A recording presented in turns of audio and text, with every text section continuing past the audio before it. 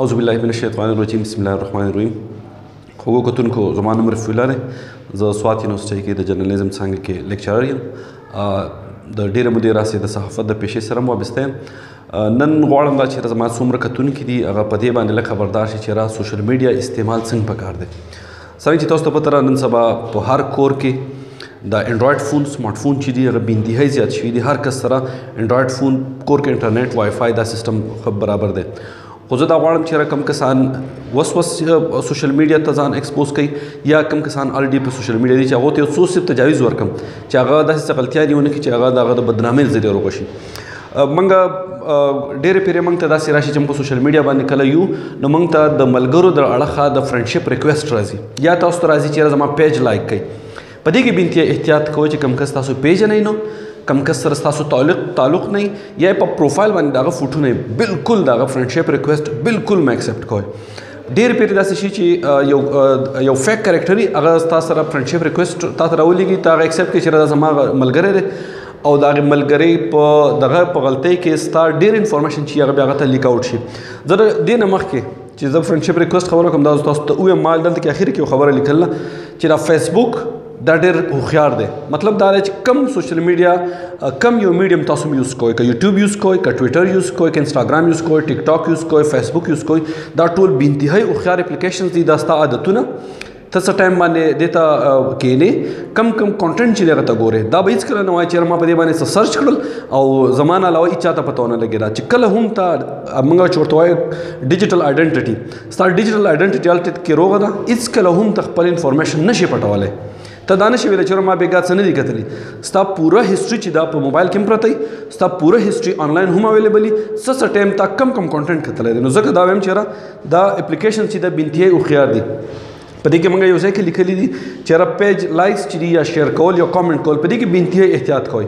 زه بیا به دویم چې دا چونکې ډېر زیات هوښیار دي دوی ستاسو مزاج چې دی هغه ریکارډ کوي. مزاج ریکارډ کول مطلب دا دی چې ستاسو د عادتونه مکمل هغو ته پته ولګي. که ته ګوګل سرچ کوې که ته یوټیوب سرچ کوې که ته فیسبوک که ټویټر څه هم ته سرچ کوې هغه په دې سرچ هسټرۍ کې ستا هغه پوره عادتونه هغو ته معلوم وي. هغه عادتونه ستا چې دی هغه بالکل نه هېروي. موقع په موقع باندې هغه تا ته ریمایند کوي هم موقع په موقع باندې هغه ستا غلطیانې چې هغه نوټ کوي هم. ډېر پیرې داسې راشي چې موږ ته داسې مزیدار غونته کې ایډورټایزمنټ راشي او موږ وایو چې راو دا زما د رضا دی. خو کله هم چې کم ایډورټایزمنټ د ریلایبل سورس نه راغلی هغه بالکل مه کلیک کوئ. یو ډېرې پیرې خو هغه وایرس وي خو ډېرې پیرې هغه داسې یو قسمه ویب سایټ ته تا بوځي چې هغې کې غیر اخلاقي مواد دي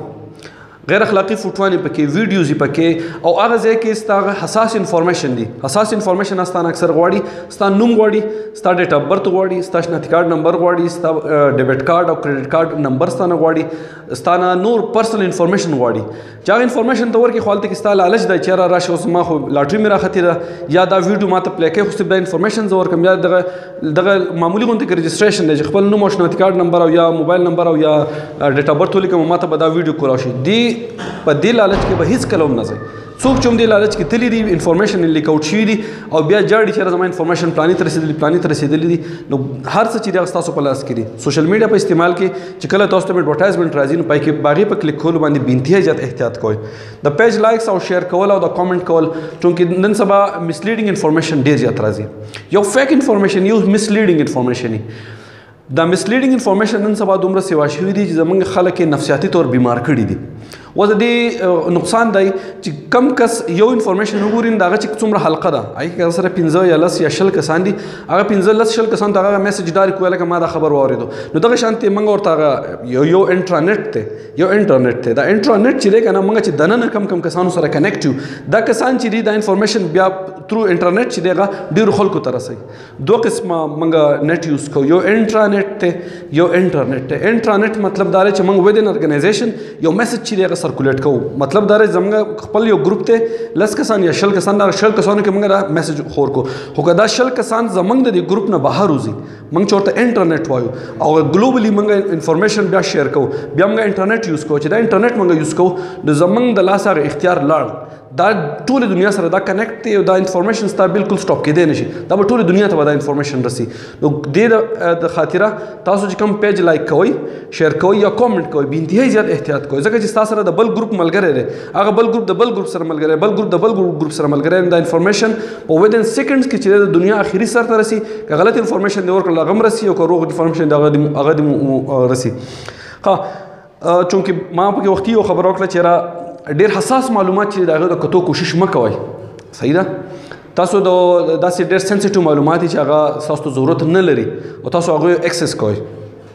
تاسو د ایجنسیانو معلوماتو ته اکسس کوئ تاسو داسې انفارمیشن سرچ کوئ چې هغه غیر اخلاقي تاسو داسې ویډیوز ګورئ داسې فوټوان ګورئ چې هغه غیر اخلاقي زموږ د معاشرې سره بالکل سمون نه خوري نو دا هیڅکله په خاطر به نه دغه کوئ خوشحالوئ چې یاره زما معلومات وکتل بس ما ته مزه میلاو شو ما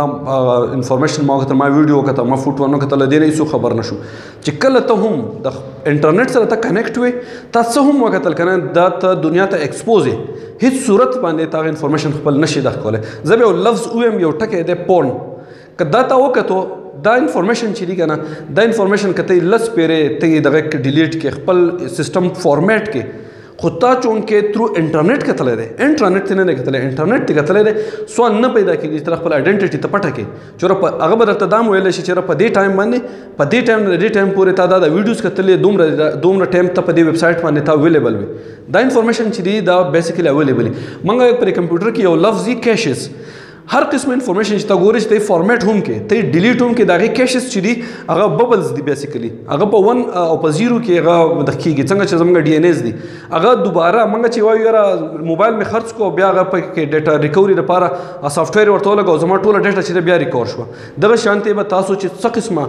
بیا په دې کې یو ضروري خبره زه دا خپل څومره چې زموږ د اواز اوري یا ګوري هغه ته به دا ریکویسټ کوم چې تاسو پرسنل ویډیوز دي